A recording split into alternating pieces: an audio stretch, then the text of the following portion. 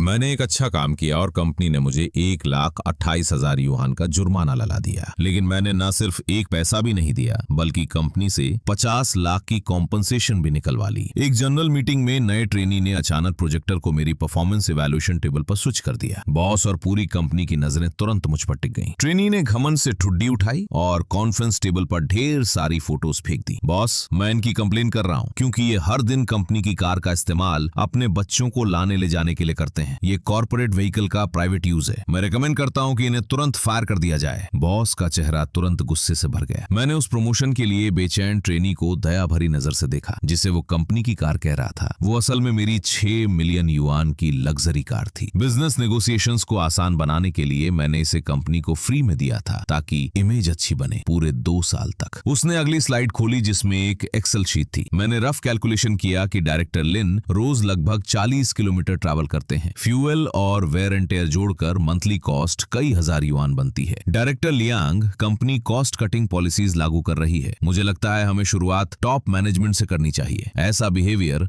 जहां company assets को private property की तरह ट्रीट किया जाए, अगर इसे सख्ती से पनिश नहीं किया गया तो हम बाकी लोगों को कैसे कन्विंस करेंगे। सभी की नजरें लियांग की तरफ मुड़ गईं, जो मेरी कॉलेज मेट और इस कंपनी की फाउंडर थी। शुरुआती दिनों में जब कंपनी सैलरीज नहीं दे पा रही थी, मैंने अपनी सेविंग्स निकालकर उन्हें पे किया था। फिर जब कंपनी को बड़े क्लाइंट्स के साथ डील करने के लिए इमेज चाहिए थी, मैंने बिना सोचे अपनी नई खरीदी हुई कार दे दी। मैंने उससे कहा था, ले जाओ, सबसे जरूरी डील्स क्लोज करना है, और उन्होंने इसे 2 साल तक इस्तेमाल किया। फ्यूल मैंने खुद पे किया, इंश्योरेंस मैंने पे किया, मेंटेनेंस मैंने कराया। कभी कभी जब ड्राइवर बिजी होता था तो मैं खुद एयरपोर्ट से क्लाइंट्स को पिक करने जाता था। कंपनी में सब जानते थे कि कार मेरी है, लेकिन उस समय लियान जुए के चेहरे पर मुझे डिफेंड करने का कोई इरादा नहीं था। वो बस भौहें सिकोड़कर मेज पर उंगलियां मार रही थी, जो उसकी आदत थी जब वो प्रोज और कॉन्स सोचती थी। लिन फंग, जो चेनाओ ने रिपोर्ट किया है, वो सही है। मैंने उसकी तरफ देखा और लगा जैसे दिल एक पल के लिए रुक गया हो। सही? 2 साल पहले जब उसने मुझसे कार मांगी थी, उसने कहा था, लिन फंग, माफ करना, जब कंपनी पैसा कमाएगी मैं तुम्हें नई कार खरीद दूंगी। और अब वो पूछ रही थी कि क्या ये सही है। लगता है इंटरेस्ट के सामने काइंडनेस की कोई कीमत नहीं होती। मैंने शांत स्वर में जवाब दिया, जो मुझे खुद भी हैरान कर रहा था। तो आपका क्या फैसला है डायरेक्टर लियांग? लियांग ने नजरें हटा ली। फोटो सबके सामने। लिन फंग, तुम पुराने एम्प्लॉय हो और मेरे कॉलेज मेट भी, लेकिन रूल्स तो रूल्स हैं। कंपनी को फेयर रहना होगा, ये प्रिंसिपल है। तो कार की कीज दे दो। अब से ये व्हीकल एडमिनिस्ट्रेटिव डिपार्टमेंट हैंडल करेगा, और चेनाओ ने जो फ्यूल और वेयर का हिसाब लगाया है वो तुम्हारी नेक्स्ट सैलरी से डिडक्ट किया जाएगा। बहुत सही फैसला डायरेक्टर लियांग। और मेरा मानना है कि डायरेक्टर लिन को पूरी कंपनी के सामने सेल्फ क्रिटिसिज्म भी करनी चाहिए। आखिर इसका इम्पैक्ट बहुत नेगेटिव रहा है। सेल्फ क्रिटिसिज्म की जरूरत नहीं है। हम पूरी कंपनी में क्रिटिसिज्म सर्कुलर जारी करेंगे। पूरी कंपनी में criticism circular, salary deduction, car keys की कॉन्फिस्केशन। मैंने लियान का वो जाना पहचाना चेहरा देखा, लेकिन अचानक वो बिल्कुल अजनबी लगने लगा। ये मेरी कार थी। फिर भी मैंने कुछ आर्ग्यू नहीं किया, ना ही गुस्से में ओनरशिप पेपर्स उसके मुंह पर फेंके, क्योंकि मैंने चेनाओ की आंखों में एम्बिशन देखा और लियांग यू की आंखों में कैलकुलेशन। लेकिन कोई फर्क नहीं पड़ता था। मेरे दिमाग में पहले से ही एक प्लान बन चुका था, एक एक वार का जवाब देने का। ठीक है, ये रही कीज, और मैं क्रिटिसिज्म सर्कुलर एक्सेप्ट करता हूँ। डायरेक्टर लियांग, उम्मीद है ये कार कंपनी के लिए और ज्यादा गुड लक लाएगी। डायरेक्टर लिन, अगर शुरुआत में ही ऐसे दे देते तो आसान होता। किसी को कंप्लेन करनी पड़ी तब जाकर दिया। मैंने उसे दया से देखा। उसे पता ही नहीं था कि इन कीज का असली मतलब क्या है। उसे लगा उसने पावर छीन लिया है। असल में उसने एक बॉम्ब उठा लिया था, ऐसा बॉम्ब जो पूरी कंपनी को खत्म कर सकता था। आधे घंटे बाद क्रिटिसिज्म सर्कुलर पूरे कंपनी में ईमेल के जरिए भेज दिया गया। बहुत अच्छा लिखा गया है। मैंने कभी सोचा भी नहीं था कि डायरेक्टर लिन, जो हमेशा इतना अपराइट लगता था, पीछे से फायदा उठाता है। मैंने कॉफी का एक घूंट लिया। उसका कड़वा स्वाद मेरी जीभ पर फैल गया, लेकिन मेरे अंदर उबलती ठंड को शांत नहीं कर पाया। तभी दरवाजा बिना नॉक किए खुल गया। डायरेक्टर लिन, फाइनेंस डिपार्टमेंट ने कैलकुलेशन कर लिया है। पिछले 2 सालों का फ्यूल, डिप्रिशिएशन और टोल मिलाकर कुल 1,28,000 युआन आपको रेट्रोएक्टिवली पे करना होगा। डायरेक्टर लियान ने इसे अप्रूव कर दिया है। अगर आप पे नहीं करते तो ये अमाउंट आपके एनुअल बोनस और शेयर्स के डिविडेंड से डिडक्ट कर लिया जाएगा। 1,28,000। चेनाओ, तुम नंबर्स में अच्छे हो। क्या तुम्हें पता है इस कार का ईयरली इंश्योरेंस कितना होता है? कंपनी पे करती है। नहीं, मैं पे करता था 50,000 पर ईयर, और मेंटेनेंस भी मैं ही करता था, हर बार 10,000 से ज्यादा। खैर, वो भी तुम्हारी रिस्पॉन्सिबिलिटी है। तुमने इसे लंबे समय तक इस्तेमाल किया है। क्या तुम्हें पता है 2 साल पहले ये कार कंपनी में कौन लाया था? कौन जाने, अब तो ये कंपनी की है। डायरेक्टर लिन, बेकार की बातें बंद करो और पैसा पे करो। कीज मैं ऑलरेडी ले चुका हूँ। अब से अगर तुम्हें कार यूज करनी है तो एप्लीकेशन भरनी होगी और मेरी अप्रूवल का इंतजार करना होगा। ठीक है, मैं पेमेंट एक्सेप्ट करता हूँ। डायरेक्टर लिन, समझदार इंसान वही है जो सही समय पर झुक जाए। वैसे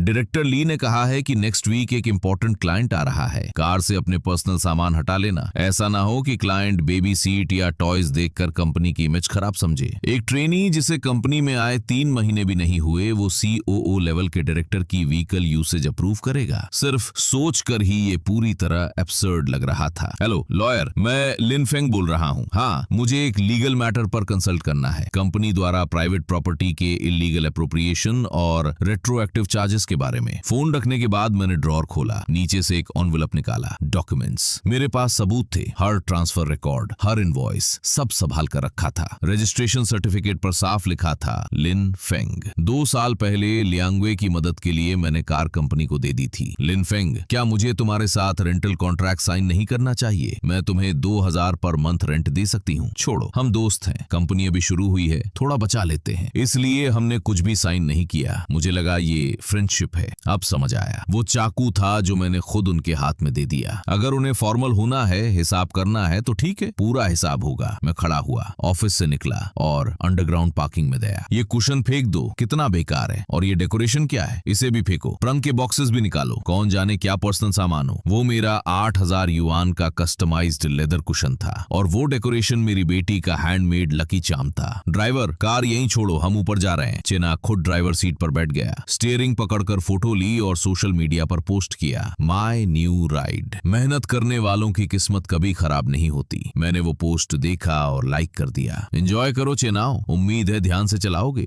आखिर ये कार थोड़ा एटीट्यूड वाली है, सिर्फ अपने असली मालिक की सुनती है। अगली सुबह HR मैनेजर ने मुझे बुलाया। डायरेक्टर लिन, आपकी डिसिप्लिनरी वायलेशन का इम्पैक्ट काफी बड़ा रहा है। कंपनी ने फैसला लिया है कि आपकी कुछ रिस्पॉन्सिबिलिटीज सस्पेंड की जाएंगी। ये रिस्पॉन्सिबिलिटीज ट्रेनी चेनाओ को ट्रांसफर होंगी। डायरेक्टर लियान का कहना है कि चेनाओ भले ही यंग है, लेकिन स्ट्रॉन्ग प्रिंसिपल्स रखता है और प्रॉब्लम्स पॉइंट आउट करने में फियरलेस है। कंपनी उसे एक्सेप्शनल प्रमोशन देकर ऑपरेशन सुपरवाइजर बनाने की प्लानिंग कर रही है। एक्सेप्शनल प्रमोशन, मेरे ऊपर चढ़कर सुपरवाइजर बनना। चेनाओ ने अच्छा डील किया था। डायरेक्टर लियान ने कहा है कि आप क्लाइंट इंफॉर्मेशन हैंडओवर करें, खासकर मिस्टर साओ से रिलेटेड। वो नेक्स्ट मंडे आ रहे हैं और मुझे पहले से प्रिपेयर होना है। मिस्टर साओ वैनजून उस समय कंपनी का सबसे इंपॉर्टेंट क्लाइंट था, जिसे हमने 2 साल पहले कंपिटिटर्स से छीना था, उसी कार की वजह से। कुछ डिटेल्स फाइल्स में नहीं होंगी, है ना? जैसे मिस्टर साओ को क्या पसंद है, क्या फूड रिस्ट्रिक्शंस है, क्या हॉबीज है। मिस्टर साओ को दा होंग पाओ टी पसंद है, सी फूड नहीं खाते और गोल्फ खेलना पसंद है। मैंने आधा सच बताया। उन्हें दा होंग पाओ सच में पसंद था, सी फूड नहीं खाते थे, लेकिन उन्हें सबसे ज्यादा नफरत उन यंग लोगों से थी जो ओवर स्मार्ट बनते हैं और इम्प्रेस करने की कोशिश करते हैं। नोटेड, थैंक्स लिन फेंग। वैसे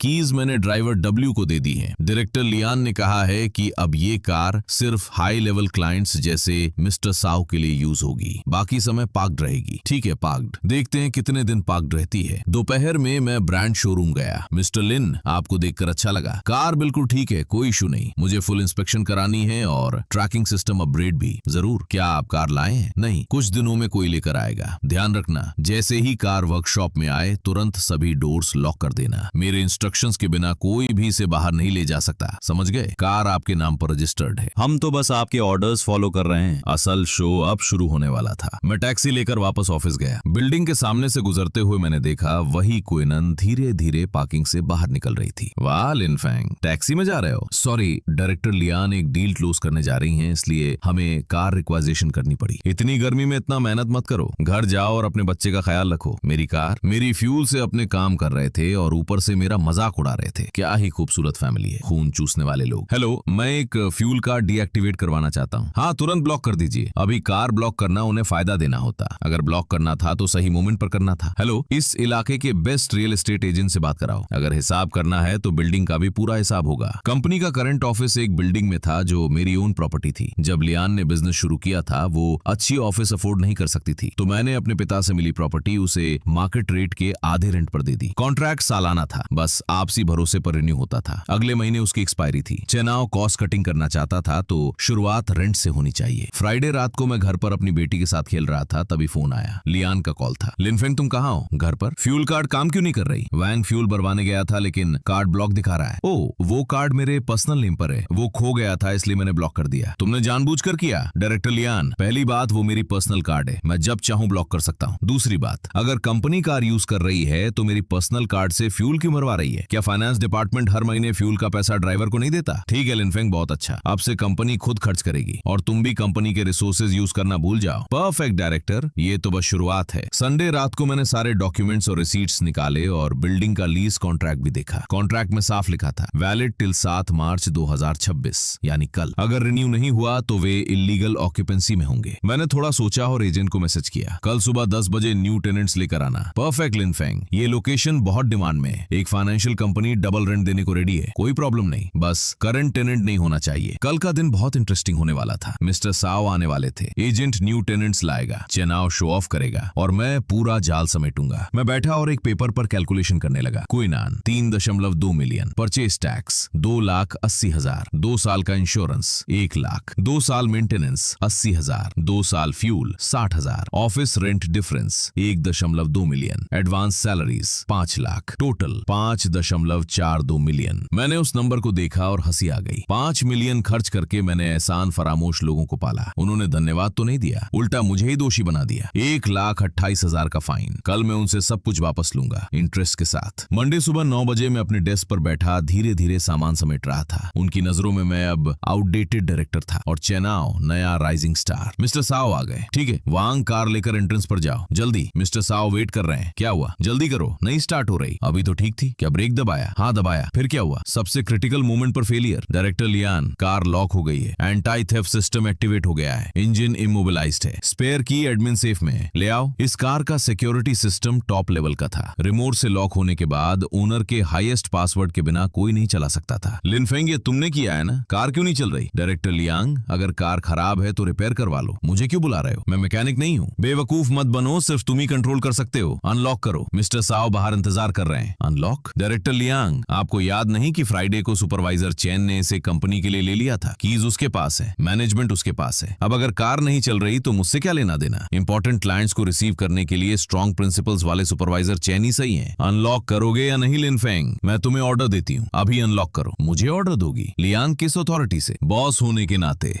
मेरी बॉस तो मैं भी आपको नोटिफाई कर दूं। वो कार मेरी प्राइवेट प्रॉपर्टी है और ये डिसाइड करने का पूरा अधिकार मेरा है कि वो कब चलेगी और कब नहीं। इस वक्त मेरा मूड ठीक नहीं है, इसलिए कार भी नहीं चलेगी। डायरेक्टर लियांग, क्या आप अपने क्लाइंट्स के साथ ऐसा ही बिहेवियर करती हैं? मिस्टर साओ, हमें बहुत अफसोस है, कार में अचानक प्रॉब्लम आ गई। हम अभी ठीक करते हैं, अभी ठीक करते हैं। लिन फोंग रिजाइन करने वाला है। हाँ मिस्टर साओ, ये कंपनी मेरे लिए बहुत छोटी है। जैसा आप देख रहे हैं, मेरी कार भी कॉन्फिस्केट कर ली गई और मुझे निकाल दिया गया। डायरेक्टर लियांग, मुझे याद है 2 साल पहले मैंने आपकी कंपनी के साथ काम करने का फैसला सिर्फ मिस्टर लिन की वजह से किया था। जी मिस्टर साओ, ये सब मिसअंडरस्टैंडिंग है। मिसअंडरस्टैंडिंग? मिस्टर लिन की कार कॉन्फिस्केट कर ली गई और उन्हें निकाल दिया गया, ये भी मिसअंडरस्टैंडिंग है? मैं खुद उस कार में बैठा हूँ। उस समय मिस्टर लिन ने कहा था कि ये उनकी सिंसियरिटी दिखाने के लिए है, क्लाइंट्स को रिसीव करने के लिए। तो अब ये आपके मुंह से कॉर्पोरेट व्हीकल का प्राइवेट यूज कैसे बन गया? मिस्टर साओ, मुझे एक्सप्लेन करने दीजिए। सबसे पहले रूल डायरेक्टर लिन ने ही तोड़ा था। चुप रहो लिनफोंग। मिस्टर साओ को बताओ कि ये सब इंटरनल इशू है, हम आपस में रिजॉल्व कर लेंगे। दूसरों के सामने तमाशा मत बनाओ। डायरेक्टर लियांग, जब आपने क्रिटिसिज्म सर्कुलर जारी किया था तब आपने नहीं सोचा कि ये पब्लिक एम्बैरेसमेंट होगा? जब आपने चेनाओ को मेरी चीजें जमीन पर फेंकने और उन्हें कुचलने दिया तब आपने नहीं सोचा? मिस्टर साओ, माफी चाहता हूं कि आपको ये सब देखना पड़ा, लेकिन आज से मेरा इस कंपनी से कोई संबंध नहीं है और ये कार मैं वापस ले रहा हूं, अनलॉक्ड। जो लग्जरी कार अभी तक डेड लग रही थी अचानक जिंदा हो गई। वांग, नीचे उतरो। ड्राइवर तो पहले ही उतर चुका था। मेरी आवाज सुनते ही जल्दी से हट गया। मिस्टर साओ, अगर आपको ठीक लगे तो मैं आपको इस कार में आपके अगले डेस्टिनेशन तक छोड़ देता हूँ। जहाँ तक इस कंपनी की बात है, इनके लिए शेयर्ड बाइक्स ज्यादा सही रहेंगी। बहुत बढ़िया कहा मिस्टर लिन। दरअसल मेरे पास एक नया प्रोजेक्ट है और मुझे एक एक्सपीरियंस पार्टनर की जरूरत है। चलते चलते बात करते हैं। मिस्टर साओ मत जाइए, हमने अभी बात पूरी नहीं की। लियांग ने साओ बानजून की स्लीव पकड़ने की कोशिश की, लेकिन उसके बॉडीगार्ड ने बीच में आकर उसे रोक दिया। डायरेक्टर लियांग, बिजनेस करने से पहले इंसान बनना पड़ता है। अगर कैरेक्टर सही नहीं है तो बिजनेस में आगे नहीं बढ़ सकते। ये कहकर साओ बानजून मुड़ा और मेरी कार की तरफ बढ़ गया। मैंने डोर खोला, फिर ड्राइवर सीट पर बैठकर कार स्टार्ट की। V12 इंजन की भारी आवाज गूंजी, जैसे कोई दबा हुआ जानवर आखिरकार आजाद हो गया हो। रियर व्यू मिरर में मैंने लियांग को जमीन पर गिरते हुए देखा। कार कॉम्प्लेक्स से बाहर निकल गई, सब पीछे छोड़ते हुए। मिस्टर लिन, ये बहुत शानदार था। मिस्टर साओ, आप ज्यादा तारीफ कर रहे हैं। लेकिन क्या इतना काफी है? उनके लिए तो ये बहुत आसान हो जाएगा। आसान? बिल्कुल नहीं। 10 बजे तक एजेंट नए टेनेंट्स के साथ पहुंच चुका होगा। मेरा फोन वाइब्रेट हुआ। मैसेज था, लिन फेंग, हम पहुंच गए हैं। डायरेक्टर लियांग की हालत ठीक नहीं है और रिसेप्शन हमें अंदर नहीं जाने दे रहा। मैंने रिप्लाई किया, सीधे पुलिस को बुलाओ, इलीगल ऑक्यूपेशन, कॉन्ट्रैक्ट और प्रॉपर्टी पेपर्स रेडी रखो। रिसीव्ड। मैंने फोन रखा और हल्की मुस्कान दी। लियांग, शो अभी शुरू हुआ है। मिस्टर साओ को छोड़ने के बाद मैं सीधे लॉ फर्म गया। मिस्टर लिन, आपके दिए गए प्रूफ्स के अनुसार आपके केस के जीतने के चांसेस बहुत ज्यादा हैं। Vehicle usage charges, advance funds और रेपुटेशन डैमेज के लिए। और बिल्डिंग लीज के मामले में क्योंकि उन्होंने रिन्यू नहीं किया और खाली नहीं किया, आप फोर्स्ड एविक्शन और डबल रेंट क्लेम कर सकते हैं। लॉयर वैंग, एक और चार्ज जोड़ो। कौन सा? डेफेमेशन। चेनाओ ने झूठे आरोप लगाए, मेरी रेपुटेशन खराब की। मैं उसे पर्सनली सू करूंगा और पब्लिक अपॉलॉजी के साथ कंपनसेशन भी मांगूंगा। ये प्रूव करना थोड़ा मुश्किल हो सकता है क्योंकि ये इंटरनल मेल्स हैं, मेरे पास रिकॉर्डिंग्स है। जल्दी पेमेंट करो। मैं कार की कीज ले चुका हूं। अब से अगर कार यूज करनी है तो मेरी अप्रूवल लेनी होगी और अगर ओबे नहीं किया तो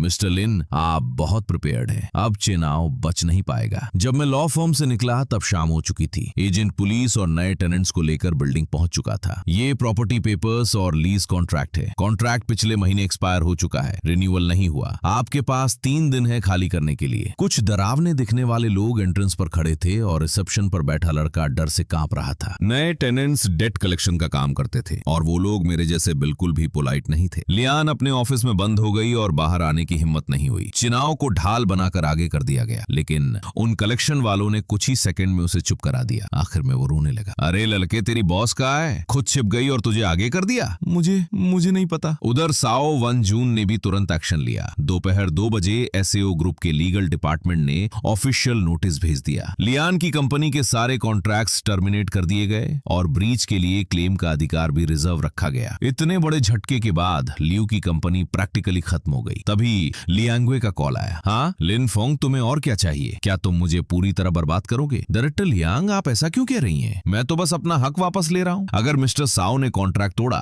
तो इसलिए क्योंकि उन्हें आपका कैरेक्टर सही नहीं लगा, और अगर लोग बिल्डिंग खाली कराने आए तो इसलिए क्योंकि आप खुद नहीं जाना चाहती थी। लियांगवे, थोड़ा रीजनेबल बनो। लिन फोंग, हम कॉलेज मेट्स थे, क्या तुम इतने निर्दयी बनोगे? अगर कंपनी बैंकरप्ट हो गई तो तुम्हें क्या मिलेगा? तुमने भी इसमें मेहनत की है। मेहनत? मेरी मेहनत को तो तुमने मेरा कर्तव्य समझ लिया। चिनाओ ने उसे इस्तेमाल किया प्रमोशन के लिए और तुमने उसे कचरा समझकर फेंक दिया। लियांगवे, जिस दिन तुमने चिनाओ को मुझे इंसल्ट करने दिया, जिस दिन तुमने मेरी कार छीनने की कोशिश की, उसी दिन हमारी फ्रेंडशिप खत्म हो गई थी। लिन फोंग, मुझसे गलती हो गई, सच में मानती हूँ। मैं कार वापस कर दूंगी, रेंट डबल दे दूंगी। बस मिस्टर साओ से मेरे लिए बात कर लो, अब बहुत देर हो चुकी है, कल कोर्ट नोटिस मिल जाएगा। डायरेक्टर लियांग, अपनी एनर्जी जज को एक्सप्लेन करने के लिए बचा कर रखो। सब कुछ शांत हो गया, लेकिन कहानी यहीं खत्म नहीं हुई। उसी रात अचानक एक वायरल टॉपिक सामने आया। मिलियनेयर एग्जीक्यूटिव ट्रेनी को हैरास करता है। मैंने देखा एक लंबा आर्टिकल था जिसमें चिनाओ रोते हुए कार में दिखाई दे रहा था। उस आर्टिकल में उसने खुद को एक ब्रेव एम्प्लॉय के रूप में दिखाया जो रूल्स के लिए खड़ा हुआ। पूरी स्टोरी इमोशनल और मैनिपुलेटिव थी। मेरी ब्लर्ड फोटोज भी डाल दी गई थी, लेकिन पहचानना मुश्किल नहीं था। मेरा फोन अब्यूज और हेट मैसेजेस से भर गया। लगता है चिनाओ फुल वॉर चाहता था। उसे लगा पब्लिक ओपिनियन से वो गेम पलट देगा। बेवकूफ, उसे नहीं पता पब्लिक ओपिनियन 2-धारी तलवार होती है। खेलना है तो मैं भी खेलूंगा। मीडिया के सामने चिनाओ बोला, मैंने सिर्फ अपना काम किया, कंपनी के रूल्स हैं। कॉर्पोरेट व्हीकल पर्सनल यूज के लिए नहीं होता। मुझे नहीं पता था रूल्स डिफेंड करने की इतनी बड़ी कीमत चुकानी पड़ेगी। मिस्टर लिन ने कंपनी एसेट्स का मिसयूज किया और अपने कॉन्टैक्ट से कंपनी को नुकसान पहुंचाया। सर, एग्जैक्ट अमाउंट क्या था? 1,28,000, और ये सिर्फ 2 साल का फ्यूल और वेयर कॉस्ट है। आपको क्यों लगता है लिन फोंग ने ऐसा किया? क्योंकि उसे लगता था कंपनी उसके बिना नहीं चल सकती। उसे प्रिविलेज था। लाइव चैट में लोग मुझे गालियां दे रहे थे। एरोगेंट है, इन्वेस्टिगेट करो, अपॉलॉजी मांगो। मैंने फोन उठाया और लॉयर वांग को मैसेज किया, बस अब छोड़ दो। 5 मिनट बाद एक नया अकाउंट लिंक नाम से वीडियो पोस्ट करता है। कोई म्यूजिक नहीं, कोई इफेक्ट्स नहीं, सिर्फ फैक्ट्स।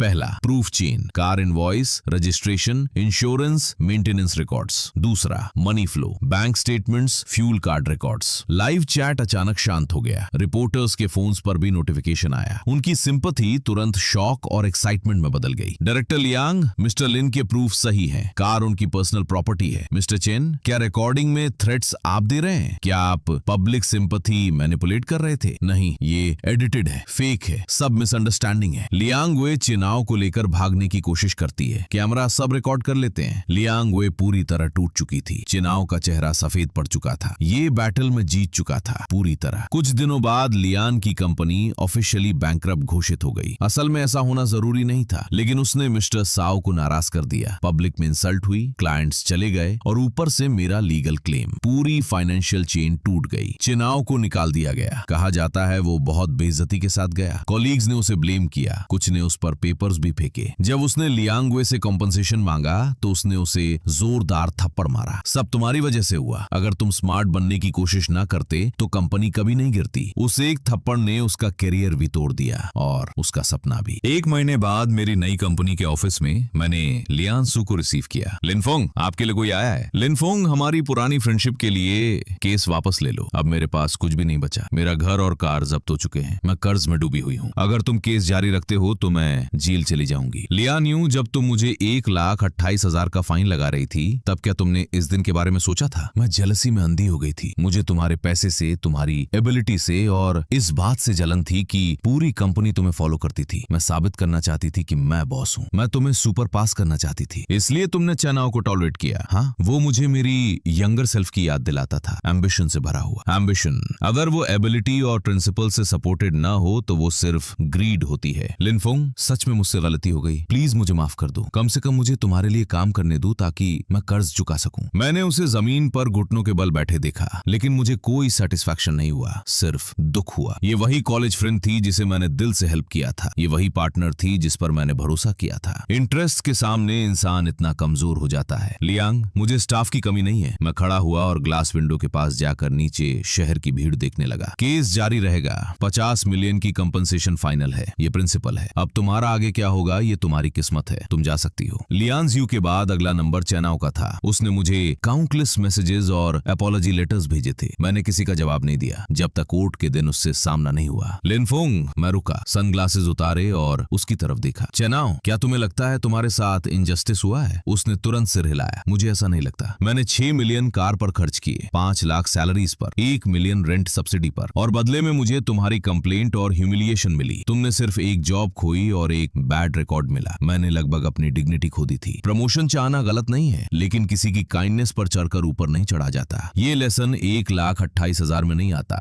उम्मीद है याद रखोगे। इतना कहकर मैं शांत होकर कोर्ट रूम के अंदर चला गया। पीछे से चेनाओ की रोने की आवाज आ रही थी। 6 महीने बाद मैंने अपनी कंसल्टिंग कंपनी शुरू की। नए इन्वेस्टर्स मिले, बिजनेस अच्छा चलने लगा। कुयेनान अब भी मेरी कार थी, एक डेडिकेटेड ड्राइवर के साथ। कभी कभी मैं पुराने दिनों को याद करता था जब मैं कंपनी के लिए खुद को खत्म कर रहा था। वो मेरी यूथ थी और मेरी फूलिशनेस भी। एक दिन मैं एक कमर्शियल साइट इंस्पेक्ट करने गया। ग्राउंड फ्लोर की एक बबल टी शॉप के बाहर मैंने एक फेमिलियर फेस देखा। चेनाओ, वेलकम, आपका टी रेडी है? उसकी आवाज भारी हो गई थी। पहले जैसी एरोगेंस नहीं थी। मैं दूर खड़ा होकर उसे चुपचाप देखता रहा। एक कस्टमर उस पर चिल्ला रहा था क्योंकि वो स्लो था। वो बस सिर झुकाकर बार बार सॉरी बोल रहा था। मैं समझ नहीं पा रहा, जल्दी करो। सॉरी, बस हो गया। कस्टमर ने गुस्से में टी काउंटर पर फेंक दिया। चेनाओ ने कुछ नहीं कहा, बस चुपचाप साफ करता रहा। आंखें लाल थी। ये सीन मुझे फेमिलियर लगा। बस फर्क इतना था कि जो कभी रूल्स का चैंपियन बना था उसे अब जिंदगी ने ही तोड़ दिया था। मैं उसके पास नहीं गया, कुछ खरीदा भी नहीं, बस मुड़कर चला गया। मॉल से बाहर निकला, धूप तेज थी। वांग ने कार का डोर खोला। लिनफेंग, कहाँ चलना है? घर। मुझे लगा कहानी यहीं खत्म हो गई, लेकिन आखिरी सीन बाकी था। उस रात मैं अपनी बेटी के साथ पार्क में घूम रहा था। एक फुटब्रिज के नीचे मैंने किसी को कूड़ेदान में कुछ ढूंढते देखा। कपड़े फटे हुए थे, बाल बिखरे हुए, लेकिन मैं पहचान गया, वो लियांग थी। उसने मेरी नजर महसूस की और पलट कर देखा। हमारी आंखें मिली। पहले शौक, फिर शांति, फिर गहरी शर्म। उसने आधी रोटी उठाई और लड़खड़ाते हुए भाग गई। एक जूता भी पीछे छूट गया। मैंने उसे नहीं रोका। पापा, उस आंटी को क्या हुआ? लियांग बैंकरप्ट हो गई थी। उसका पति बच्चों को लेकर उसे छोड़ गया। उसके पास भारी कर्ज था और उसे डिसऑनेस्ट घोषित कर दिया गया था। वो हाई स्पीड ट्रेन तक नहीं ले सकती थी। सुना था उसने सुसाइड का भी सोचा था, लेकिन किया नहीं। अब वो इस शहर की सबसे अनदेखी परछाई बन चुकी थी। मैंने उसे अंधेरे में गायब होते देखा और मेरे अंदर का आखिरी बोझ भी खत्म हो गया। हर बुरा इंसान भगवान के हाथों सजा नहीं पाता। अक्सर लोग खुद ही खुद को खत्म कर लेते हैं। काइंडनेस एक चॉइस है, ऑब्लिगेशन नहीं, खासकर उनके लिए जो उसकी कद्र नहीं करते। अगर उस समय मेरे पास वो कुयेनन, वो बिल्डिंग और मिस्टर साओ जैसे कॉन्टैक्ट्स नहीं होते तो शायद आज उस कूड़ेदान में मैं होता। मैंने अपनी बेटी का हाथ पकड़ा और धीरे धीरे घर की ओर चल पड़ा। स्ट्रीट लाइट्स हमारी परछाई को